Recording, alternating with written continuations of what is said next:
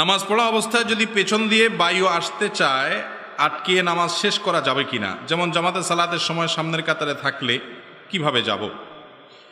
দেখুন, সালাতের মধ্যে যদি কারোর বায়ুর প্রেসার চলে আসে, অবশ্যই তিনি সেটা ধরে রেখে সালাত আদায় করবেন, এতে কোনো অসুবিধা নাই।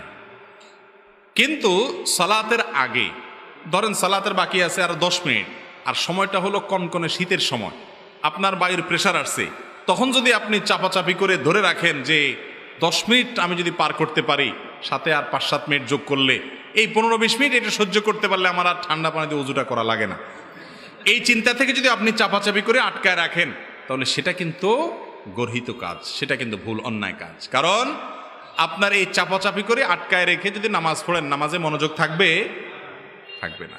কারোর অসুস্থতা আছে, বয়স্ক মানুষ, পানি খুব ধারে কাছে নাই, এই মুহূর্তে নামাজ না পড়লে অসুবিধা হয়ে যাবে, এরকম এক্সক্লুসিভ ভিন্ন কিছু থাকলে, এক্সট্রা কিছু থাকলে ভিন্ন কথা। সচরাচর এই শীতের সময় আমরা অনেকে চাপাচাপি করে উজু ধরে রাখি, অনেকে আবার এটা নিয়ে বাহাদুরি দেখায়, আজ জোহরের সময় উজু করছি আমি, ওইটা দিয়ে কি পার করে দিছি, এশা পার করে দিছি।